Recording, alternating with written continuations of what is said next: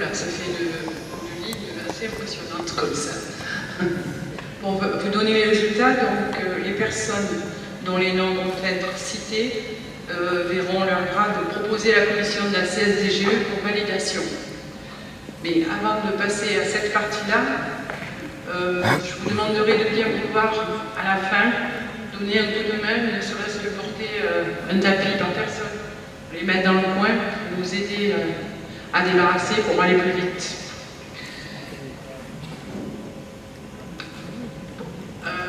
Vu le nombre que vous êtes, je vous demanderai aussi d'applaudir les gens qui ont été reçus à la fin, sauf les 2 personnes qui auront les félicitations. Alors ceux-là, quand même, il mérite des applaudissements tout de suite, rien que pour eux. Donc, sont proposés à la CSDGE Yannick Alain, Théo Anguenot, il y en a qui n'écoutent pas, hein.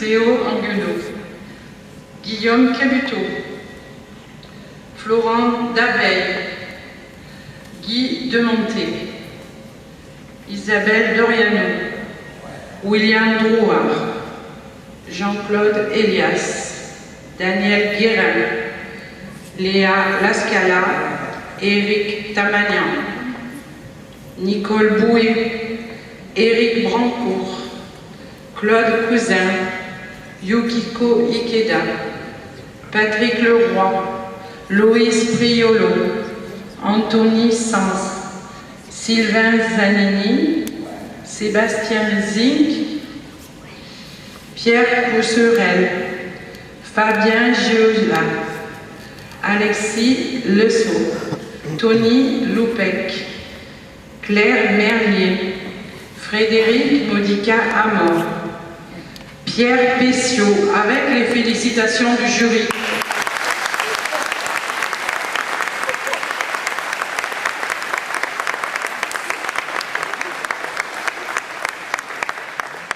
Michel Trette, Anthony Schultz, Benjamin Allaire, Jérémy Arbona, Alain Chéron, Denis Desjuani, Florence Laplane, Christian Larosa, Nicolas Liduro, Frédéric Rouland, Christophe Suras, Étienne Adjé, Adj Bessa, Caroline Bloch, Philippe Ferrandis, Patrick Carr, Sophie Mathieu, Anna Pugioni, Mohamed Sadouk, Roger Saquet, et pour finir en beauté, Nicolas Soli, avec les félicitations du jury.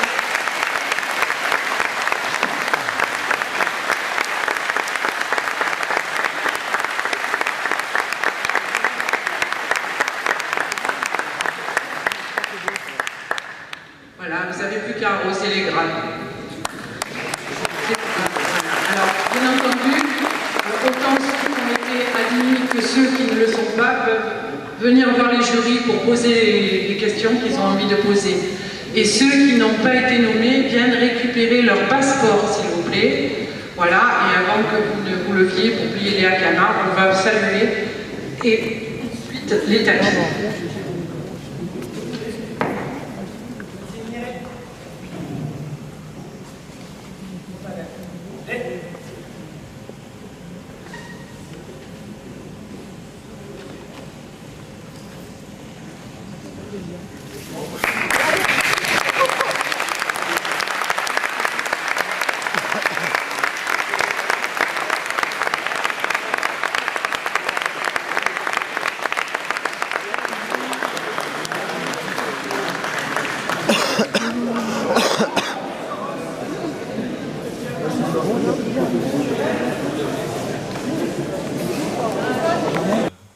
Hx plus c égale 0, et donc si h est inversible, ça nous donne ça en haut. Donc ça peut coûter assez cher. Inverser une matrice, ça coûte cher.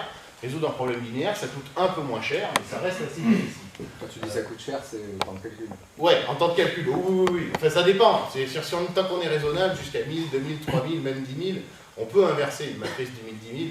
Au-dessus, ça commence à coûter très... Enfin, les ordi les plus puissants du monde, les top 500, en fait, il les compare avec des problèmes de résolution de problèmes linéaires, en fait. C'est des teraflops qui sont mesurés pour résoudre des problèmes linéaires. C'est des problèmes très standards, en fait. Voilà, donc si on est mal conditionné, on va avoir des erreurs numériques qui vont se rajouter. Donc ça, il faut faire attention. En général, il y a des warnings qui apparaissent, on vous le dit quand même, quand on a une mauvaise solution.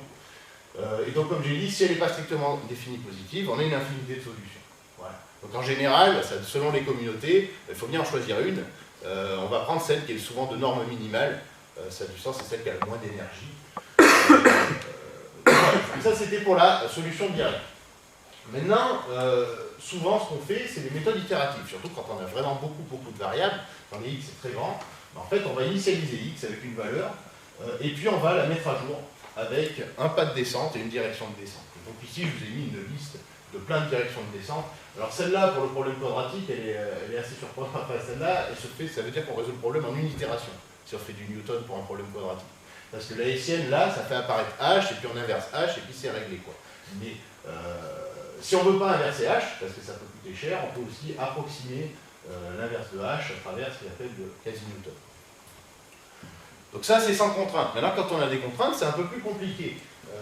Typiquement, on veut rester dans ces contraintes. Donc il y a plein de méthodes, je ne les ai pas toutes mises, hein. J'en ai mis 3, parce qu'elles sont assez simples. Le gradient projeté, en fait, on fait un pas de gradient comme avant, sauf qu'après, on reprojette sur les contraintes. Donc ça veut dire qu'après chaque itération, après la projection, en tout cas, on est dans les contraintes. Ça nécessite qu'on soit capable de projeter sur les contraintes, ce qui n'est pas toujours possible. Si les contraintes elles sont compliquées, ça peut être difficile. Les méthodes d'un point intérieur, en fait, ça revient à oublier les contraintes et rajouter des fonctions qui s'appellent des fonctions barrières, qui sont à l'infini sur les contraintes.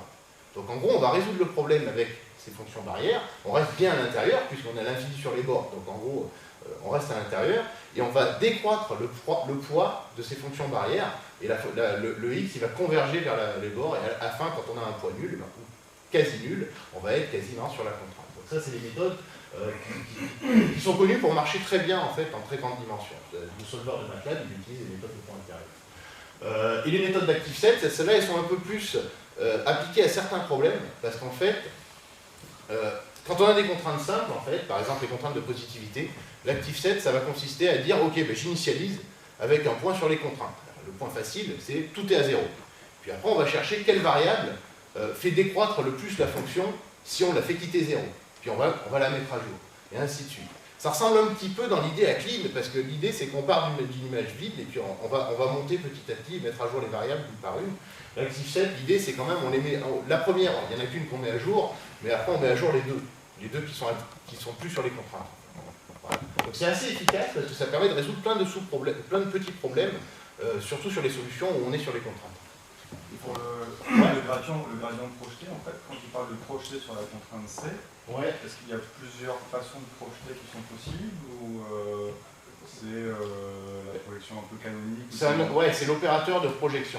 Après, il y a d'autres méthodes, mais Henri, non, si tu veux que ta méthode converge, gradient projeté, ça signifie que tu as une méthode de gradient qui est par le calcul de pas convergente.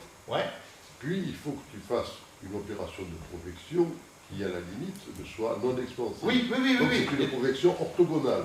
C'est pas n'importe quelle projection. C'est vrai. Il y a des paramètres, mais c'est la projection. C'est la projection orthogonale, c'est pas une autre. Oui, je suis d'accord. Oui, mais supposer qu'elle soit difficile à calculer, tout ça. Dans ce cas-là, le gradient projeté. On peut la remplacer par autre chose. S'il faut qu'elle soit, comme il dit, c'est ce qu'a dit Henri, il faut qu'elle soit contractante en fait. Si elle est contractante, ça devrait pas en Ça veut dire quoi, contractante? Ça veut dire que si tu projettes, la norme en dessus elle est plus petite. Enfin, c'est ce genre de. C'est des trucs d'optimisation convexe.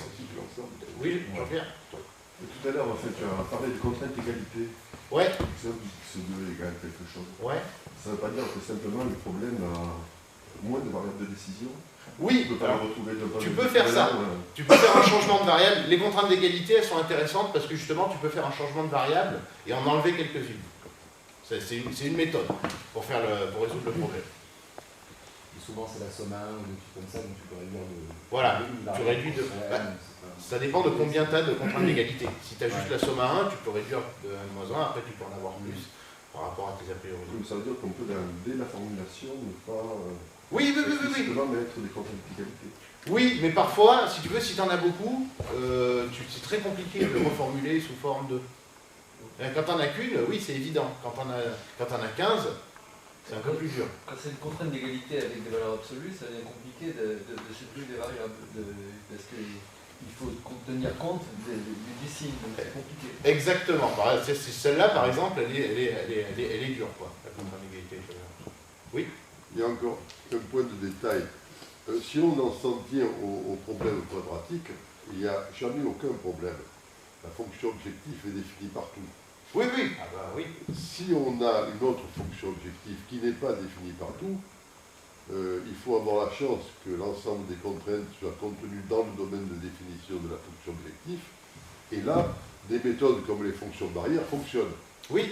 Et si on a un recouvrement entre le domaine de définition et le domaine des contraintes, là, il y a des petits problèmes, un peu dans toutes les méthodes d'ailleurs.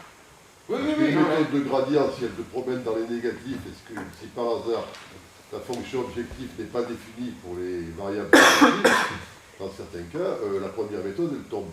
Puis la seconde, elle tombe aussi pour la même occasion. Tout à fait d'accord. C'est pour ça que je fais des problèmes quadratiques. Bien précisé, le quadratique, c'est le cas simple. Mais je m'échappe, parce que c'est le cas simple. Mais ça n'empêche pas que... Oui. Termine ta phrase. Ouais, non, mais ce que je veux dire, c'est que c'est le cas simple, mais ça représente quand même beaucoup de problèmes.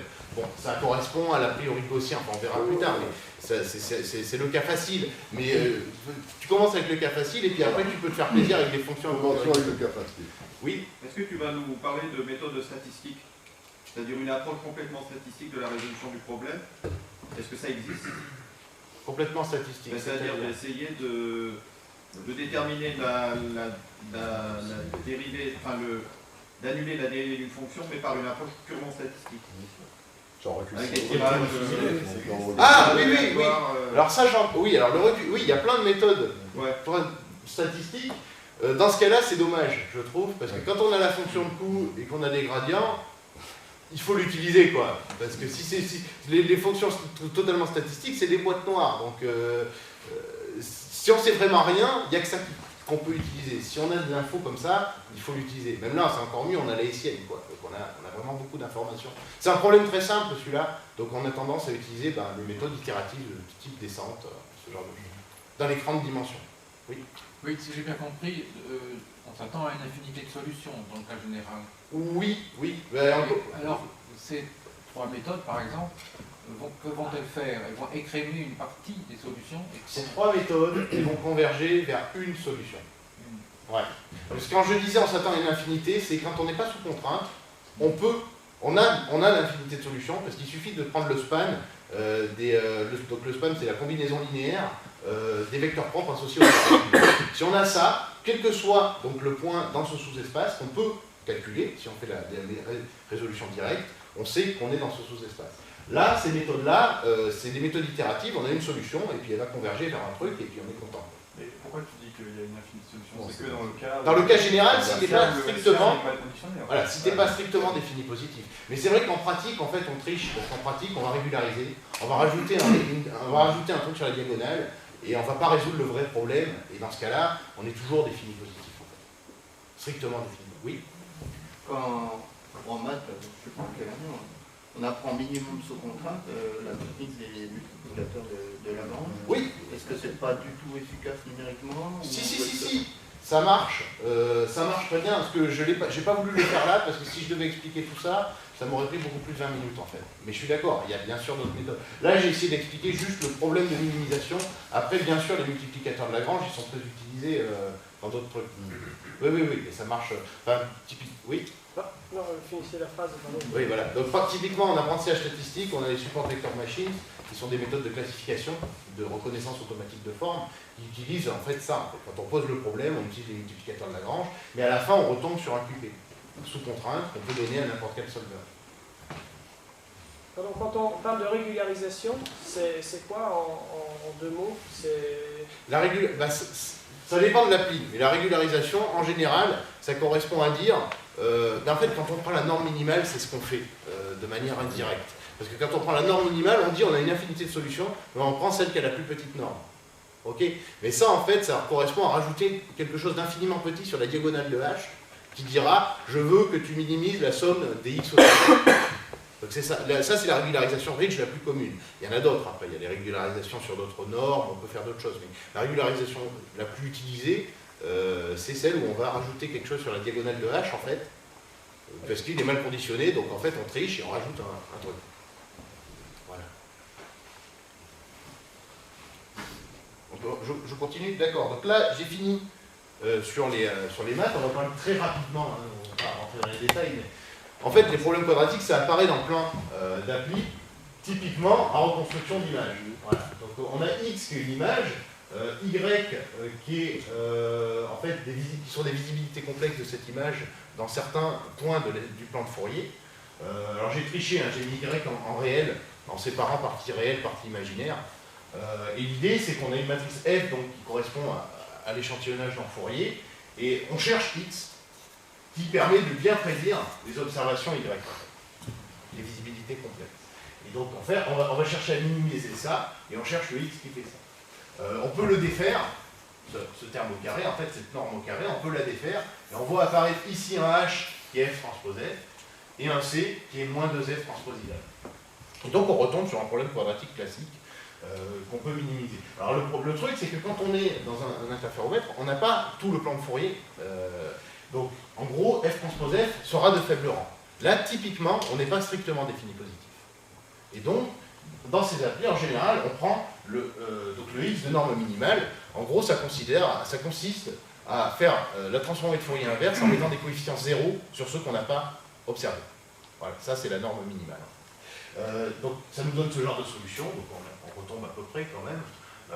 Mais du coup, là, vous le voyez peut-être pas, c'est dommage, mais il y a des rebonds en fait. On voit des rebonds et en fait X il passe en négatif. Et c'est une image, c'est pas censé être négatif, une image. Donc, finalement, on va rajouter la contrainte de positivité, et si on résout le problème avec la contrainte de positivité, on a une bien meilleure reconstruction. Alors ça c'est un cas très simple, hein. On peut rajouter d'autres a priori. Dans ce cas-là, par contre, on risque de quitter le problème quadratique.